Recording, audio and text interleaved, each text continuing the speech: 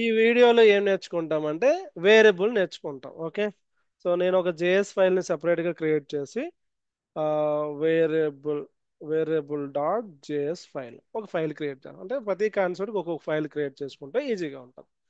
అయితే ఇక్కడే నోట్స్ కూడా రాస్తాను. ఇక్కడే నోట్స్ కూడా రాస్తాను. అసలు వేరియబుల్ అంటే ఏంటి? So A variable is a container for storing the data. ఒక డేటాని స్టోర్ చేయడానికి మనం వేరియబుల్ వాడతాం. అయితే వేరియబుల్ని ఏ విధంగా డిక్లేర్ చేస్తాము? Okay, so what is the keywords ఏముంటాయి అనేది ఇప్పుడు నేర్చుకుంటాం. సింటాక్స్ ఏంటంటే ఒక వేరియబుల్ డిక్లేర్ చేయాలంటే let or constant or var any keyword మనం యూజ్ చేసి ద వేరియబుల్ని డిక్లేర్ చేస్తాం. Are use to are are these keywords are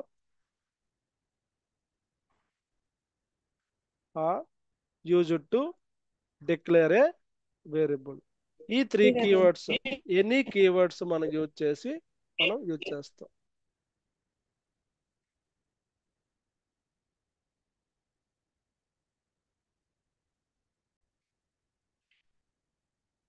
ఈ త్రీ కీవర్డ్స్ లో ఒక్కొక్క కీవర్డ్ ఏం చేస్తుందని కూడా చెప్తాను. ఫస్ట్ ఈ కీవర్డ్ యూజ్ చేసి మనం వేరియబుల్ డిక్లేర్ చేస్తాం.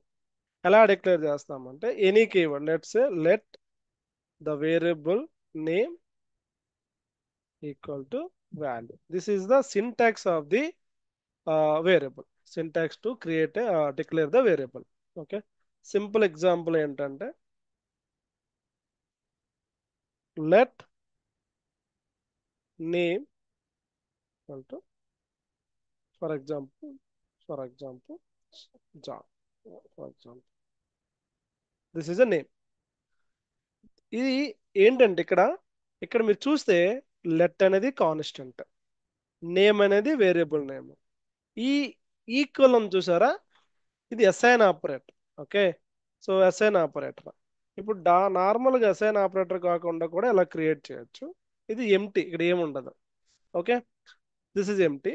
Now now we can put some data into it by using assignment operator. Assignment operator, ఇది అసైన్మెంట్ ఆపరేటర్ అండి. ఇది ఏదైతే ఉందో ఇది అసైన్మెంట్ ఆపరేటర్. ఈ అసైన్మెంట్ ఆపరేటర్ యూజ్ చేసి మనం వాల్యూ అనేది అసైన్ చేస్తాం ఆ వేరియబుల్కి. ఇనీషియల్గా వేరియబుల్ ఏం లేదు, ఇప్పుడు అసైన్మెంట్. ఇప్పుడు చూసారా, నేమ్ ఈక్వల్ టు ఇది ఏంటంటే స్టోర్. ఏం చేస్తుంది? స్టోర్ చేస్తారా, store the string John in the variable name. ఏదైతే ఈ పేరైతే ఉందో ఆ పేరు అనేది ఈ వేరియబుల్లోకి స్టోర్ అవుతుంది అనమాట. ఎలా అంటే గ్రాఫికల్గా మీకు చెప్పాలి అంటే ఇది ఒక బాక్స్ అనుకోండి, ఇది ఒక వేరియబుల్.